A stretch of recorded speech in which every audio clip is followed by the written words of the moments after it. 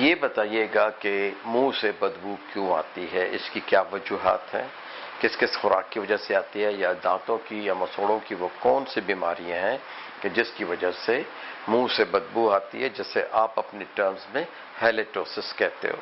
منہ سے بدبو آنا، اس کی سب سے بڑی وجہ یہ ہے کہ مسوڑوں میں اور دانتوں کے انٹر ڈینٹل اسپیس میں پلاک کی ایکومولیشن ہوتی ہے. جب وہاں پہ بیکٹیریا ہوتے ہیں، بیکٹیریا کی جب اس کی لائسس ہوتی ہے، ہر بیکٹیریا کی اپنی ایک لائف ہوتی ہے.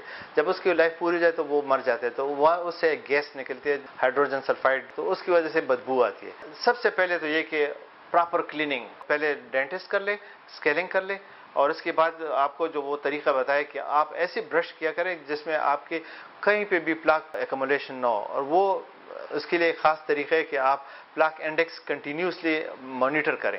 جب آپ کا پلاک انڈیکس 0 آ جائے گا تو آپ کی ہیلیٹوسس بھی ختم ہو جاتی ہے.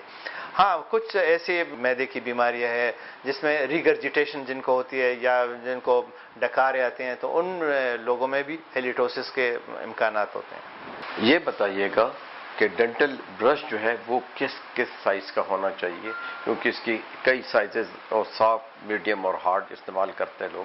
اس کے بارے میں ہمارے ناظرین کو بتائیے کہ کون سا ٹوتھ برش دانتوں کے لیے اچھا ہے. بہترین طریقہ یہ ہے کہ آپ ڈینٹسٹ آپ کو ریکمینڈ کرے تو وہ اچھی بات ہے، لیکن اگر آپ خود بھی بازار جائیں اور مارکیٹ میں دیکھیں تو وہاں پہ 3 قسم کے برش زیادہ تر اویلیبل ہوتے ہیں، جو کہ سافٹ، میڈیم اور ہارڈ. سافٹ ہر ایک کو استعمال کرنی چاہیے. ہم تقریباً 95% لوگوں کو کہتے ہیں کہ آپ سافٹ ٹوتھ برش استعمال کریں. میڈیم بہت کم لوگوں کو جن کا زیادہ پلاک ہوتا ہے یا زیادہ ہارڈ پلاک ہوتا ہے، وہ سافٹ برش سے وہ ریموو نہ کیا جا سکے، تو ان میں ہم ریکمینڈ کرتے ہیں. لیکن زیادہ تر لوگوں کو ہم سافٹ برش استعمال کرتے ہیں، اور ہارڈ کی تو ہم بالکل بھی ایڈوائز نہیں کرتے. وہ ویسے مارکیٹ میں اویلیبل ہیں، اس طرح ایک مارکیٹ پروڈکٹ ہے. بہت سی کمپنیاں اپنی پروڈکشن کے لیے اور اپنی ایڈورٹیزمنٹ کے لیے بناتی ہیں، لیکن اس کی کوئی اتنی زیادہ افادیت نہیں ہے.